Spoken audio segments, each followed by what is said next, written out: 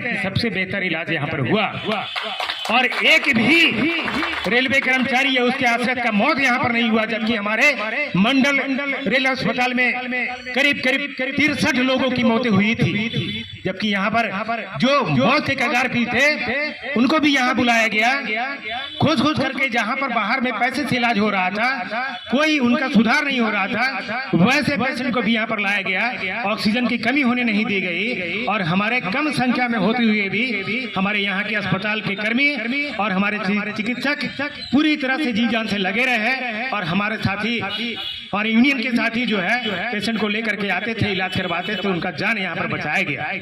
पूरे मंडल में जो है, पूरे जोन में जो है इसकी जो है प्रशंसा की गई, हमारे जीएम के द्वारा भी की गई, हमारे महामंत्री के द्वारा की गई। आखिर आज क्या हो गया कि यहाँ पे बेड का ऑक्यूपेशन कम है, जिसके कारण से आप पॉलिक्लिनिक क्लिनिक बनाना चाहते थे। आखिर मैटर क्या? मैटर रही कि सुविधाओं में कमी। आप सुविधा को बढ़ाइए, ओटी को प्रॉपर वे में चालू कीजिए, सर्जन को लाइए, ऑर्थो का डॉक्टर लाइए, गायनो का डॉक्टर लाइए। आज हमारी महिलाएं, हमारे मुकेश जी ने बताया, कुछ भी होता है गायनो को कोई इंतजाम नहीं है, कहाँ जाएंगे भाई? तो पटना चले जाइए। अब किसके घर में कितनी संख्या में सदस्य हैं कि एक जिसका हस्बैंड जाएगा गाड़ी लेकर के, उनकी पत्नी को जो है वहां पर अगर गायनो का अगर ट्रीटमेंट लेना है तो पटना जाकर के इलाज कराएंगे, बच्चे स्कूल जाएंगे कि स्कूल से घर आएंगे, उनको साथ में लेकर के पटना जाएंगे, क्या व्यवस्था है? तो ये जो जरूरी चीजें हैं, सर्जन हो, गायनो हो, आंख का डॉक्टर हो, यहाँ पर पीएमई होता है, लेकिन आंख की डॉक्टर का कोई इंतजाम नहीं है। आप वीकली बुला लीजिए, बाई वीकली बुला लीजिए, 3 दिन का होता है 3 दिन बुला लीजिए, केस टू केस तो व्यवस्था कीजिए, डे टू डे तो व्यवस्था कीजिए, लेकिन इस पर कोई ध्यान प्रशासन का नहीं है। जो व्यवस्था थी उसमें भी खराब होती जा रही है। क्यों? क्योंकि हमारे महाप्रबंधक ने एक नया जेपीओ जो है लाने का काम किया कि जहां पर भी अगर परमानेंट डॉक्टर नहीं होते हैं, कमी होती है, तो उनके स्थान पे सीएमपी डॉक्टर की बहाली की जाती है, टेम्पोररी स्टेटस। तो उसका मंडल लेवल पे सिलेक्शन कर लिया जाता था, कमियों को देखते हुए, डॉक्टर्स की कमियों को देखते हुए, लेकिन उनका एक्सटेंशन भी रुक गया और सिलेक्शन भी अब मुख्यालय से होना है। प्रक्रिया इतनी लंबी कर दी गई है कि 2 से 4 महीना लग जाते हैं यहाँ से फाइल घूमने में, और तब जाके पता चलता है कि ये डॉक्टर का सिलेक्शन नहीं हुआ, ये फाइल रिक्रेट हो गया। तब तक यहाँ मरीज जो है झेल रहे हैं।